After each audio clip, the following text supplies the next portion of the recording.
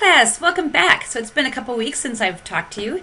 We're now into week 6. So you know, I always record these lectures well before the week actually occurs. So as I'm talking right now, I haven't heard back from any of you on what you felt about the book and what you learned from making ideas happen.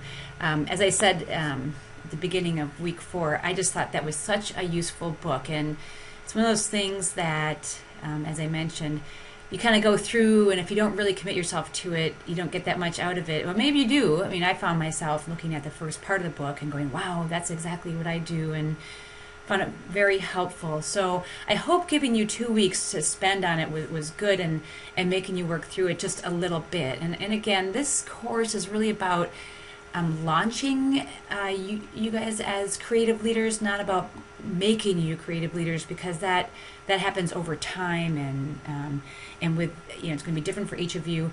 So I very much encourage you to revisit that book and what you did with it frequently over time, and I think it will become more and more useful. Okay, now we're switching gears just a little bit. So weeks 4 and 5 were about making ideas happen. What you're going to face, as you well know, and I'm sure all of you are facing now, is that as we talked about in making ideas happen, you are forwarding ideas and ideals into a mostly conventional world. So not only do you have to face challenges of people that don't understand sustainability or all the infrastructure that resists it, and also, just as designers, your creativity, you also have to deal with conventional organizational structures. And so this week 6 and week 7, are devoted to leading organizational change when you're dealing with a more or less conventional organizational structure. And so, like weeks 4 and 5, we're going to spend 2 weeks on this book, Tribal Leadership. And I assume all of you have got it by now. And as I indicated in the syllabus way back when, you can get the hardcover, or actually it's a soft cover, but you can get the paper book, or there's an ebook available through the triballeadership.net. I found that actually useful. I actually bought the book also, but I spent many happy hours on my bike trainer listening to Dave Logan talk, and he's a really good speaker. He's a professor, as you'll learn, of business. So he's very good at speaking and conveying information. So the ebook is just as good as the paperback book.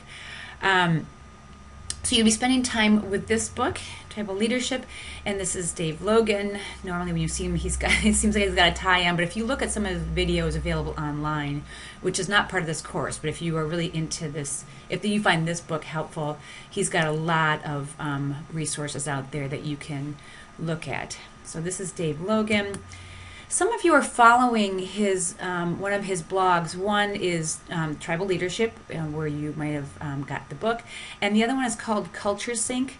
And obviously, he really focuses on leadership, particularly what he's calling tribal leadership. So again, if you've got time and you find this the information in this book really resonates with you, I encourage you to visit these 2 websites. And if you haven't, if these aren't on your blog list, go ahead and feel free to switch out one of the blogs you're following and dive into one of these.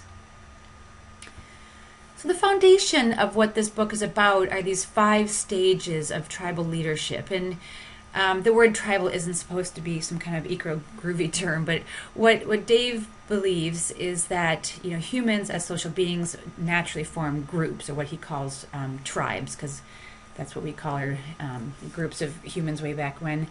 And he's identified 5 different stages of these groups or tribes. And what we're going to do is you're going to learn about in this book, you'll learn about these 5 stages. And in week 6, we're going to focus on the first half of the book, which is on these stages 1, 2, and let's see, do you get into 1 and 2, and then in week 7 we'll transition into stages 3, 4, and 5.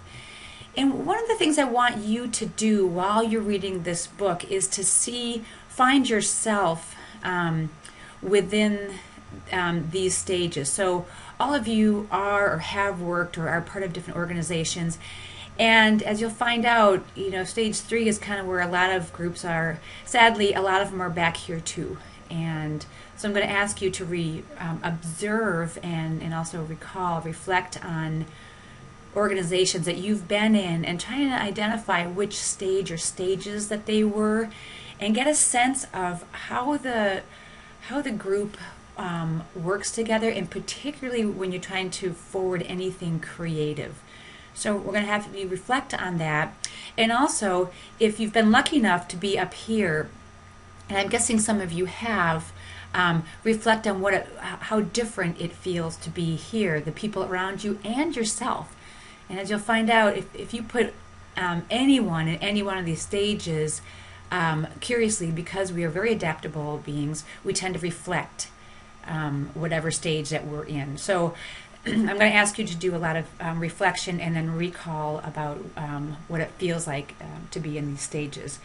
And then in week 6 in particular, we're going to focus on, in our portfolio project, on places that we'd like to avoid. So circumstances, particularly at this end, that we don't want to be on our journey to being a creative leader. And then in week 7, the first time I'm really going to ask you to sort of envision what it feels like to be out here as a creative leader. So part of the purpose of your map, as you learned long ago, is to say, where is it I want to go on my journey? And to do that, we want to create this vision of an ideal creative leader, not just a creative leader, but you as a creative leader. So I'm trying to get you at the end of next week to envision what would it feel like if you were a creative leader way out here in stage 5 or stage 4, okay? All right, so like before, I'm not going to give you another intro video for week 7. So this is it, and I will see you in week 8. I really hope you enjoy this book, and I look forward to hearing back from all of you. Okay, take care, you guys. Bye.